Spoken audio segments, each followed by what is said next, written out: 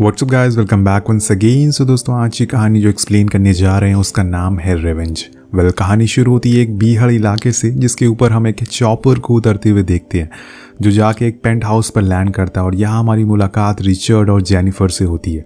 ये दोनों यहाँ हंटिंग एंजॉय करने आए हैं। अब ये सीन देखकर आप समझ गए होंगे कि रिचर्ड बेहद ही अमीर इंसान है और यही वजह है कि जेनिफर उसके साथ यहाँ आई हुई है, क्योंकि उसे सिर्फ पैसों से मतलब है, ना कि उससे। अब दोनों घर में घुसते हुए इंटीमेट होना शुरू हो जाते हैं और कुछ देर बाद रिचर्ड के पास एक लेडी का कॉल आता है जो कि उसकी वाइफ। अब ये बात जेनिफर को शुरुआत से ही पता होती है, पर पैसों का चक्कर बाबू भैया, पैसों का चक्कर। नेक्स्ट डे हम जेनिफर को देखते हैं जो आराम से ट्रिप को एंजॉय कर रही होती है कि तभी उसके सामने दो आदमी आकर खड़े हो जाते हैं जो कि इस कहानी के दूसरे और तीसरे अहम किरदार होने वाले हैं। इनके नाम होते हैं जॉन और स्टीव। वो दोनों असल में रिचर्ड के दोस्त थे जो उसे यहाँ मिलने आए थे, पर उसमें से स्टीव जेनिफर को देखते ही उसके पीछे पागल हो जाता है, ये जानते हुए कि वो उसके दोस्त की गर्लफ्रेंड है। अब सीन शिफ्ट होता है रात में, जहाँ पे सभी लोग एंजॉय कर रहे होते हैं और उसके दोस्त रिचर्ड को यहाँ की फेमस चीज गिफ्ट करते हैं। लेकिन इसी बीच वहाँ जेनिफर भी आ जाती है जो रिचर्ड को अपने साथ डांस करने को कहती है, पर वो कहता है कि मैं थक चुका हूँ। पर जेनिफर नहीं मानती है और उससे अपने साथ डांस करने को कहती रहती है, तो वो उसे स्टीव के साथ डांस करने को कह देता है और वो भी कर लेती है, क्योंकि ये एक नॉर्मल सा डांस था। लेकिन यहाँ स्टीव को लगने लगता है कि जैसे वो उसे पसंद करता है, क्या पता वो भी उसे पसंद करती है, इसलिए वो उसके साथ बेधड़क होकर डांस कर रही है। अब कुछ देर बाद सभी लोग नशे में हो जाते हैं और सो जाते हैं। और अगले दिन जब सुबह होती है तो हमें पता चलता है कि रिचर्ड कहीं बाहर गया हुआ है और इसी का फायदा स्टीव उठाता है। वो जेनिफर के लिए ब्रेकफास्ट बनाता है जो कि उसे पसंद भी आता है। अब वो दोनों बहुत देर तक बातें करती हैं, पर एक समय पे जेनिफर को समझ आ जाता है कि स्टीव का मोटिव कुछ और है, इसलिए उसे साफ साफ बोल देती है कि जैसे तुम समझ रहे हो वैसा कुछ भी नहीं है। और ये बोलकर वो रूम में चली जाती है। लेकिन स्टीव यहाँ पर रुकने वाला नहीं था, उसके मन में तो कुछ और ही चल रहा होता है। वो उसके पीछे पीछे उसके रूम तक चला जाता है और चुपके से उसे देखने लगता है। और जब वो ऐसा करते हुए पकड़ा जाता है तो उल्टा वहां से जाने के बजाय वो जाकर जेनिफर के साथ बैठ जाता है और कहता है कि हमें एक दूसरे को जानना चाहिए, हम एक अच्छे दोस्त बन सकते हैं। तो जेनिफर कहती है कि हाँ क्यों नहीं। तो वो पूछता है कि तुम्हें कैसे लड़के पसंद है। तो जेनिफर बताती है कि मुझे रिच और टॉल टाइप के लड़के पसंद है, तुम मेरे टाइप के नहीं हो। तो वो कहता है कि पर कल तो तुम मेरे साथ चिपक कर डांस कर रही थी, अब क्या हुआ। तो जेनिफर कहती है कि मैं नशे में थी, मुझे होश नहीं था, जैसे तुम समझ रहे हो वैसा नहीं है। ये बोल के वो जाने लगती है, पर स्टीव उसे पकड़ लेता है और उसके साथ बदतमीजी करने लगता है। अब इसी दौरान वहां जॉन आकर उन्हें ऐसा करते हुए देख लेता है, तो स्टीव बोलता है कि तुम्हें दिखाई नहीं दे रहा, हम लोग बिजी हैं, जाओ यहाँ से। तो वो चला जाता है। लेकिन जेनिफर की आंखों में आंसू थे, वो चाह रही थी कि जॉन शायद उसे ऐसा करने से रोकेगा, लेकिन वो तो बाहर चला जाता है। और उसके बाहर आते ही जेनिफर चीखने लगती है, चिल्लाने लगती है। और ये सुनकर वो जानबूझकर टीवी ऑन कर देता है और उसकी वॉल्यूम बढ़ा देता है ताकि उसकी आवाज बाहर तक ना पाए। इसी तरह से समय बीत जाता है और रिचर्ड भी वापस आ चुका था। तो स्टीव उससे कहता है कि जेनिफर के साथ मेरी कुछ प्रॉब्लम हो गई है। तो उसे सब कुछ सच सच बता देता है, पर रिचर्ड कुछ ज्यादा रिएक्ट नहीं करता, जैसे लग रहा था कि ये सब उसके लिए आम सी बात हो। अब वो जेनिफर के रूम में जाता है जहाँ पर वो पूरी तरह से सदमे में थी, उसकी बॉडी पे चोट के निशान थे। अब ये सब देखकर रिचर्ड उसे कहता है कि तुम घबराओ मत, जो हो गया सो हो गया, अब सब भूल जाओ। वो कहती है कि तुम्हारे दोस्त ने मेरे साथ क्या किया तुम्हें पता भी है। जिसके बाद वो बाहर जाता और स्टीव को बहुत सुनाता है और फिर अंदर आकर उससे कहता है कि तुम आराम करो। लेकिन जेनिफर को अब घर जाना था। वो कहती है कि जितनी जल्दी हो सके चॉपर मंगवाओ, मुझे घर जाना है। पर रिचर्ड तो यहाँ पर हंटिंग कंपटीशन के लिए आया था और जब तक वो पूरा नहीं हो जाता वो नहीं जाने वाला था। वो जेनिफर को मनाने के लिए एक ब्लैंक चेक भी देता है ताकि वो कुछ पैसे लेकर मान जाए, लेकिन वो नहीं मानती और आखिर में कह डालती है, अगर तुमने चॉपर नहीं बुलाया तो मैं तुम्हारी वाइफ को सब कुछ बता दूंगी। अब अपनी वाइफ की बात सुनकर रिचर्ड का गुस्सा ट्रिगर हो जाता और उसे जोरदार थप्पड़ मारता और कहता है कि अगर तुमने मेरी वाइफ का नाम लिया तो अच्छा नहीं होगा, मैंने बोला ना कुछ दिन रुको। अब ये बोलकर वो उसके रूम से चला जाता और तभी जेनिफर मौका देखकर वहां से भागने लगती है, लेकिन रिचर्ड उसे भागते हुए देख लेता और उसका पीछा करने लगता है। अब उन्हें भागते हुए स्टीव और जॉन भी देख लेते हैं और ये भी उनके पीछे भागने लगते हैं। अब दोस्तों, जिस आइलैंड पर ये लोग मौजूद थे वहां दूर दूर तक कोई भी घर नहीं था, यहाँ अकेले थे ये। अब ये जानते हुए जेनिफर बिना देखे बस भागी जा रही थी। उसके पीछे ये तीनों जानवरों की तरह पड़े हुए थे, लेकिन तभी रास्ता खत्म हो जाता है और जेनिफर को रुकना पड़ता है। जेनिफर को देखकर ऐसा लग रहा था कि अब शायद वो यहाँ से कूदने वाली है, लेकिन रिचर्ड कहता है कि ऐसा मत करो, सब कुछ ठीक हो जाएगा, देखो मैं चॉपर मंगवा रहा हूँ। अब वो फौरन स्टीव से फोन मांगता और पायलट को यहाँ आने के लिए बोलता है और इसके बाद वो उसे बताता है कि आधे घंटे में चॉपर यहाँ पर आ जाएगा और फिर तुम आराम से यहाँ से जा सकती हो। अब ये बात सुनकर जेनिफर थोड़ा रिलैक्स फील करती है, थोड़ा अच्छा फील करती है। उसे लग रहा था कि अब वो यहाँ से आज़ाद हो जाएगी, लेकिन इसी दौरान यहाँ पर कुछ ऐसा होता है जो सबको चौंका देता है। अचानक से रिचर्ड उसे धक्का दे देता है जिससे वो सीधा नीचे जाकर पेड़ पर गिरती है और ऑन द स्पॉट उसकी मौत हो जाती है। अब ये देखकर स्टीव बहुत ही घबरा जाता है। वो कहता है कि तुमने ऐसा क्यों किया? तो रिचर्ड बोलता है कि अगर हमें पुलिस और हमारी वाइफ से बचना है तो ये करना जरूरी था, नहीं तो ये लड़की हमारी लाइफ खराब कर देती। और हम यहाँ पर जिस काम के लिए आए हैं वो हमें करना है, पर उससे पहले हमें इसकी लाश को ठिकाने लगाना पड़ेगा। तो घर चलते हैं, गाड़ी लेकर आते हैं और उसके बाद क्या करना है फिर सोचेंगे। अब घर पहुंचकर रिचर्ड सबसे पहले उसके सारे कपड़े और चीजें जला देता है ताकि कोई भी सबूत ना रहे। जिसके बाद हम स्टीव को देखते हैं जो आकर रिचर्ड से माफी मांगता है कि जो कुछ भी उसने किया जेनिफर के साथ। लेकिन रिचर्ड कहता है कि कौन जेनिफर? मैं कोई जेनिफर को नहीं जानता और तुम भी उसे नहीं जानते। वहीं दूसरी तरफ अब जेनिफर की लाश सड़ना शुरू हो जाती है और उसकी पूरी बॉडी पे चींटियां पड़ गई थी और खून तो बेहिसाब ही बह चुका था। लेकिन तभी कुछ हलचल होती है और उसके अंदर एक बार फिर से जान आ जाती है। शायद ये करिश्मा ही कह सकते हैं।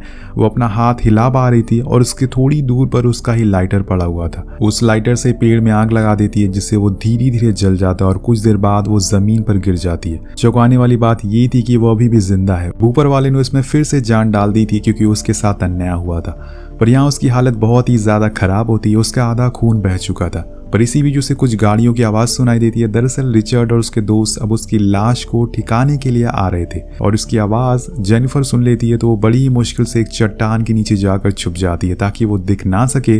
कुछ देर बाद वो तीनों जब ऊपर पहुंचते हैं तो उन्हें जेनिफर की लाश नहीं दिखती, जिससे देखकर सबकी फट के चार हो जाती है कि कहीं पुलिस तो उसे नहीं ले गई। सबसे ज्यादा तो स्टीव डरा हुआ था। वो कहता है कि लगता है कि कोई उसे बचा कर ले गया। वो रिचर्ड से कहता है कि हमें उसे ढूंढकर हॉस्पिटल में एडमिट करा देना चाहिए, फिर हम बोल देंगे कि ये एक एक्सीडेंट था। दोस्तों यहाँ पर स्टीव बहुत ही फट्टू किस्म का इंसान था, पर रिचर्ड उसे धमकी देता है कि ऐसा किया तो हम तीनों फंस जाएंगे, इसलिए जितनी जल्दी हो सके हमें उसकी लाश को ढूंढना होगा।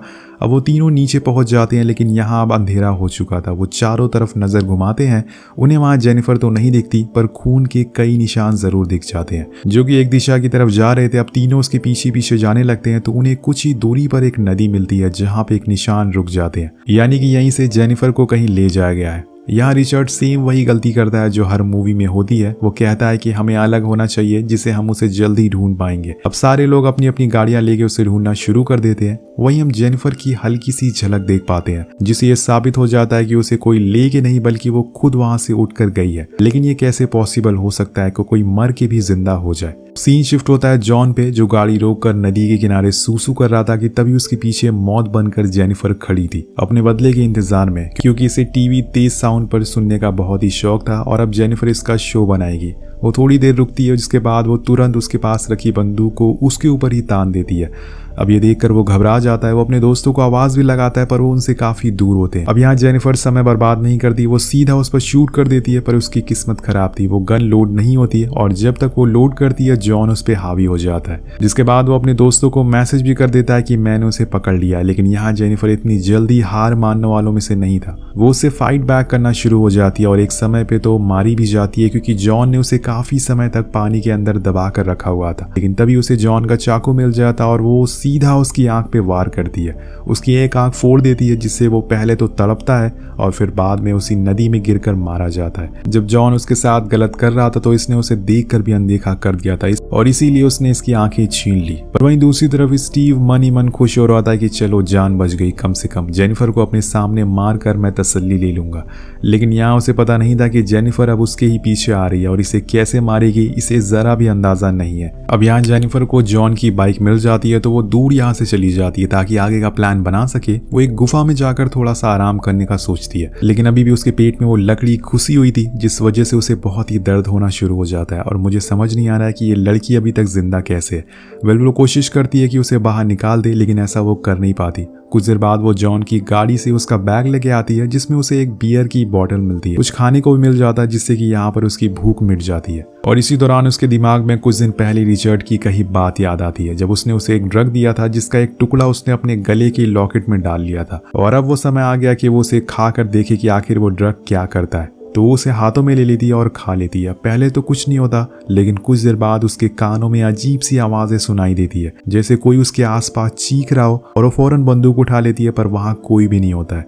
इसके बाद वो एक बार फिर से उस लकड़ी के टुकड़ों को बाहर निकालने की कोशिश करती है, लेकिन किसी दूसरे तरीके से। पहले तो वो चाकू से अपने पेट को फाड़ देती है, जिसके बाद वो टुकड़ा गिर जाता है और फिर कट की वजह से अब खून बहुत ही ज्यादा बहने लगा था। तो कैन को चीर कर उसे गर्म करती है और अपने चोट वाले हिस्से में चिपका देती है, जिससे कि उसकी चीखें निकल जाती है। लेकिन दोस्तों, यहाँ पर खून को रोकना बहुत ही जरूरी था। अब उसे थोड़ा आराम मिलता है, जिससे वो थोड़ी देर के लिए सो जाती है। शायद ये सब उस ड्रग का असर होता है, जिससे वो आराम से सो पा रही है। सुबह होने पर हम स्टीव को देखते हैं, जो नदी के किनारे मुंह धुल रहा होता है कि तभी उसके सामने जॉन की तैरती हुई लाश दिखती है और उसे देखकर उसकी पैंट गीली हो जाती है। जॉन की लाश पानी की वजह से पूरी तरह से फूल गई थी और बहुत ही डरावनी लग रही थी। उसकी शक्ल देखकर वो इतना डर जाता है कि वो नदी में गिर जाता है। पर यहाँ स्टीव बहुत ही गुस्से में आ जाता है। अब उसे पता चल चुका था कि ये सब किसने किया है। वही रिचर्ड जॉन की बॉडी को वापस पानी में बहा देता है, पर उसके अंदर भी एक गुस्सा था और वो गुस्सा स्टीव को मारकर बाहर निकालता है। और उसे भी यकीन हो चुका था कि जेनिफर को हल्के में नहीं लेना चाहिए। वहीं दूसरी तरफ गुफा में जेनिफर को ढूंढते ढूंढते रिचर्ड वहां पहुंच जाता और अपनी बंदूक से उसकी खोपड़ी उड़ा देता है। लेकिन तभी जेनिफर की आंख खुल जाती है और ये उसका एक सपना था, लेकिन उसे अब अपने आसपास वही तीनों दिखाई दे रहे थे। और इसी बीच उसे अपने पेट पे कुछ महसूस होता है। उसने जो अपने पेट पर वो कैन लगाई थी और हम देखते हैं कि उस कैन का टैटू उसके पेट पर छप चुका है, जिसे आप अंदाजा लगा सकते हैं कि ये कितना दर्दनाक होगा। लेकिन जेनिफर अब रुकने वाली नहीं है। वो बंदूक और गोलियां लेकर निकल जाती है। वहीं मीलों दूर रिचर्ड और स्टीव आपस में बात कर रहे होते हैं कि अब कहाँ जाना चाहिए। तो स्टीव कहता है कि हम बस 2 बचे हैं और मैंने सुना है कि जब भी जंगल में कोई लॉस्ट होता है, कोई खोता है, तो उन्हें हमेशा साथ रहना चाहिए। तो वो गुस्से में कहता है कि क्या हम जंगल में खोए हैं? हम अलग होकर जाएंगे और जेनिफर को ढूंढेंगे। अब स्टीव अपनी कार लेकर दूसरी ओर निकल जाता है। काफी समय ड्राइव करने के बाद स्टीव एक पहाड़ के ऊपर पहुंचता है, तो वहां उसकी कार का पेट्रोल खत्म हो जाता है। वो फ्यूल भरने के लिए नीचे उतरता है, पर यहाँ उसके ऊपर किसी और की भी नजर थी और वो थी जेनिफर। वो उसे दूरबीन से देख रही थी और जैसे ही वो बाहर निकलता है, वो अपनी स्नाइपर से उस पर एम करती है। पहले तो वो एम नहीं कर पाती है और जब दोबारा वो शूट करती है तो उसकी गोली उसके कंधे पर लग जाती है और उसका शॉट मिस हो जाता है। गोली लगती ही स्टीव समझ जाता है कि जेनिफर उसे देख रही है। वो भागने लगता है, लेकिन अब जेनिफर भी उसके पीछे नहीं हटने वाली थी। वो उसके पीछे पीछे जाती है और कॉम्बैट फाइट के लिए भागती है। लेकिन स्टीव ने उसे देख लिया था, पर उसके कंधे पे इतना खून निकल गया था कि उसे बंदूक ही नहीं उठ रही थी। कुछ देर बाद उसके पैर में शीशे भी घुस जाते हैं, जिसे निकालने के लिए उसके अपना पैर को चीरना पड़ता है। यहाँ स्टीव के आगे पीछे हर जगह से खून निकल रहा था, उसकी फटी पड़ी थी, लेकिन वो फिर भी अपना दिमाग चलाता है। वो बहुत ही चालाकी से दोबारा उसी जगह आकर खड़ा हो जाता है जहाँ पे उसकी कार थी। अब वहां से वो सीधा जेनिफर के सर पर गोली चलाता है, लेकिन गोली उसके कान को चीर कर निकल जाती है। अब ये देखकर स्टीव पागल हो जाता है और वो उस पर कार चढ़ाने के लिए तेजी से आगे बढ़ने लगता है। सामने से जेनिफर भी उस पर लगातार गोलियां चला रही थी, लेकिन एक भी गोली निशाने पर नहीं लगती। लेकिन जैसे ही वो करीब आता है, उसकी एक गोली जाकर स्टीव के सर पे लग जाती है, जिससे कि उसकी खोपड़ी खुल जाती है। यहाँ स्टीव की हवस का दी एंड हो जाता है। अब जेनिफर उसकी कार लेकर निकल जाती है और अब बारी थी रिचर्ड की। सीन कट होता पहुंचता है रिचर्ड के पास, जो अब बहुत ही परेशान हो चुका था। उसे ना तो जेनिफर मिल रही थी और ना ही स्टीव उसके मैसेज का रिप्लाई दे रहा था। उसे इस बात का जरा भी अंदाजा नहीं था कि स्टीव के साथ क्या हुआ है, और इसी वजह से वो सीधा अपने पेंट हाउस वापस आ जाता है, क्योंकि अब वो यहाँ नहीं रहने वाला है। कुछ ही देर में चॉपर आ जाएगा और वहां से चला जाएगा। पर इससे पहले वो फ्रेश होने जाता है, लेकिन तभी अचानक से उसे कुछ आवाजें आती है, जैसे कोई उसके घर में घुस गया हो। अब ये कौन है वो आप समझ गए होंगे। वो बिना कपड़ों के ही बंदूक लेकर बाहर आ जाता है, और जब मौत सर पर हो तो कपड़े किसको याद होते हैं। वो पूरा घर के चारों तरफ उसे ढूंढने लगता है, लेकिन उसे कोई नहीं दिखता। जिसके बाद वो शांति से आकर बैठ जाता है, लेकिन उसका कोई पूल के पास वेट कर रहा था और वो हाथ में बंदूक लेकर, वो कोई और नहीं बल्कि जेनिफर थी। अब जेनिफर की ऐसी हालत देखकर उसे यकीन ही नहीं हो रहा था, लेकिन तभी वो गोली चला देती है और जाकर वो सीधा उसके पेट में लगती है, लेकिन वो फिर भी चलने लायक था। अब यहाँ से चेजिंग सीन होना शुरू हो जाता है। रिचर्ड भागना शुरू करता है। वो अपने बेडरूम में जाकर छुप जाता है और जेनिफर का इंतजार करने लगता है। अब जेनिफर बिल्कुल उसके निशाने पर आने वाली थी। वो जैसे ही आगे बढ़ती है, उसकी खोपड़ी उड़ जाती, लेकिन तभी उसे रिचर्ड का खून दिख जाता और वो समझ जाती है कि रिचर्ड यहीं खड़ा हुआ है। और अब यहाँ रिचर्ड का खून बहुत ही ज्यादा बह चुका था, जिसे रोकने के लिए वो बॉडी पर प्लास्टिक लपेट लेता और एक बार फिर से जेनिफर के पीछे लग जाता है। यहाँ कुछ ही पलों में दोनों आमने सामने होते हैं और खून के प्यासे। और इसी पल हम कुछ देर के लिए पूरे घर का व्यू देखते हैं, जहाँ पे हर कॉर्नर में बस खून ही लगा हुआ था। अब रिचर्ड उसे पकड़ लेता और दोनों में लड़ाई होना शुरू हो जाती है, लेकिन जेनिफर आखिर में बड़ी चालाकी से उसे गोली से उड़ा देती है और यहाँ रिचर्ड एक बुराई का अंत हो जाता है, जिसके बाद वो वहाँ से बाहर आती है और उसने अपना बदला पूरा कर लिया था और तभी उसे चॉपर की आवाज़ सुनाई देती है और इसी के साथ ये कहानी ही खत्म हो जाती है। तो इस कहानी से हमें एक सीख ज़रूर मिलती है कि कुछ बुरा करने से पहले एक बार सोच ज़रूर लेना, चाहे कुछ भी, क्योंकि ऊपर वाला कभी कभी ऐसे करिश्मे करता है जो आप सोच भी नहीं सकते। इस कहानी को देखने के बाद आपके मन में एक सवाल ज़रूर आया होगा कि जैसे कि जेनिफर की मौत होने के बाद वो जिंदा कैसे हो गई। तो अगर इसका जवाब आपको पता है तो नीचे कॉमेंट करके ज़रूर बताइएगा। मिलते हैं आपसे अगली वीडियो में। Thank you so much watching. Peace out.